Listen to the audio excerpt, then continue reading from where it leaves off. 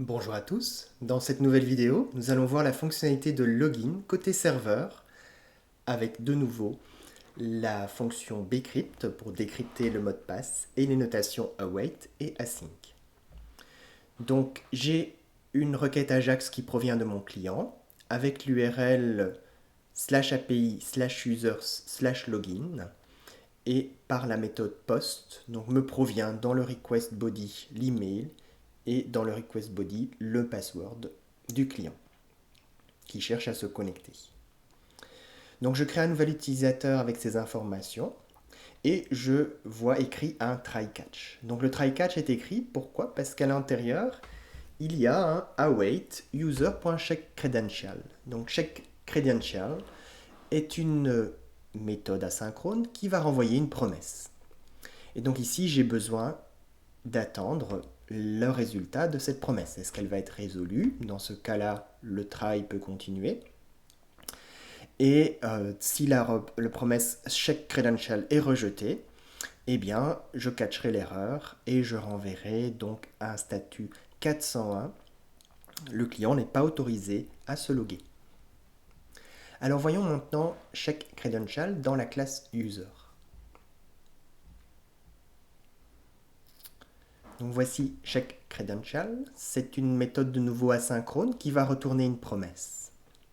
Donc j'écris dans la console que la promesse est en cours d'exécution. Alors le premier cas qui peut donner un rejet de la promesse, donc les check credential n'est pas bon, c'est s'il n'y a pas de mot de passe et s'il n'y a pas de password. Pardon, s'il n'y a pas d'email et s'il n'y a pas de password, eh bien là je rejette la promesse. Donc ensuite, je prends donc la liste des utilisateurs et je vais regarder est-ce que l'utilisateur est déjà dans ma liste d'utilisateurs. Si l'utilisateur n'est pas trouvé, eh bien aussi la promesse est rejetée. L'utilisateur n'est pas trouvé dans la liste, il n'y a pas besoin de vérifier son mot de passe, il n'y a pas besoin de continuer. Je continue dans le cas où l'utilisateur existe et là je vois écrit un try catch. Donc je vois écrit un try catch. Pourquoi? Parce qu'à l'intérieur, il y a la méthode bcrypt compare, qui est une méthode asynchrone, qui va vérifier avec l'algorithme bcrypt si le password fourni est bien équivalent au password que l'utilisateur me donne. Alors, de nouveau, il y a le petit mot-clé await qui va attendre le retour de cette promesse de comparaison par bcrypt. J'accueille le retour de cette comparaison dans la variable match. Et donc là, match en fait vaut vrai ou faux si les mots de passe sont équivalents. Hein, c'est vrai, et sinon, c'est faux.